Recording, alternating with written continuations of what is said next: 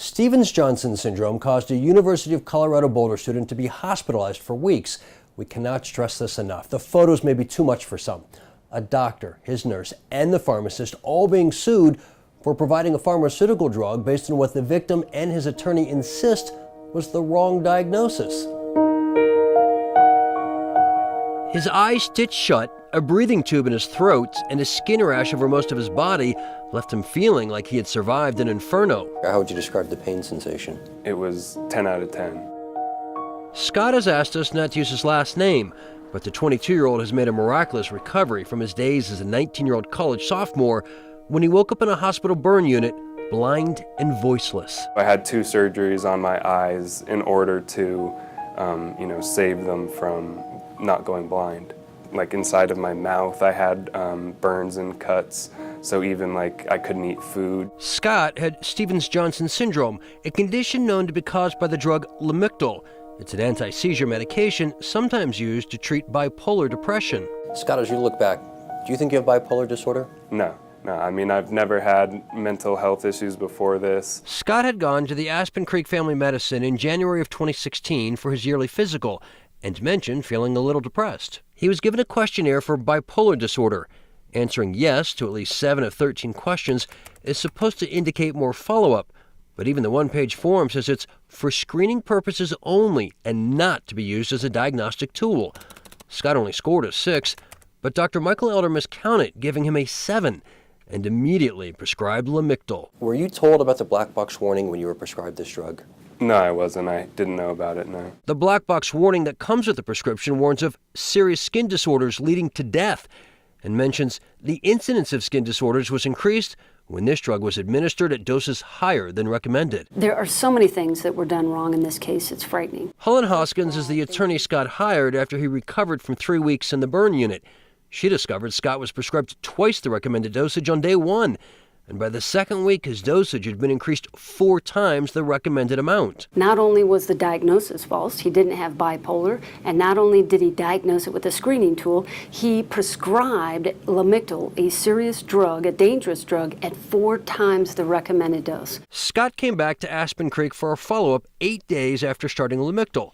He mentioned having shaky hands, but nurse Deirdre Marchetti didn't consider it a red flag.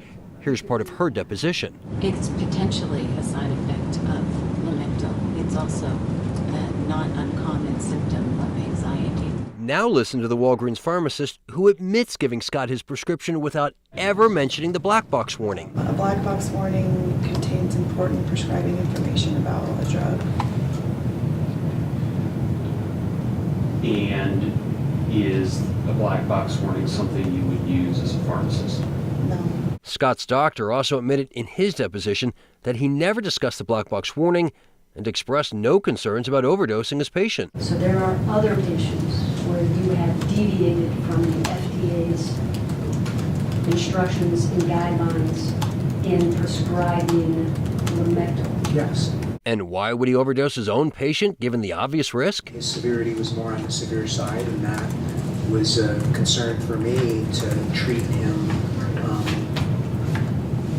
and to escalate his dosage regimen in order to bring his depression under better control quickly. A depression, well, specifically a bipolar disorder, that Scott and his attorney say he never had. This particular doctor was not qualified to make that diagnosis. He used a 10-minute vague questionnaire, and that led to a false diagnosis. He used the wrong dosage, the wrong escalation, and that led to a very life-threatening serious rash in Scott. I had rashes and bubbles on the bottom of my feet. I had to walk on top of the rashes and bubbles. You could feel them pop and burst, and just the pain it was like standing on needles. Scott can finally walk without pain and in fact recently graduated from the University of Colorado. But he will have vision issues for the rest of his life and has been told he may develop glaucoma. You had a doctor that prescribed you something that you probably should have never been on. Right.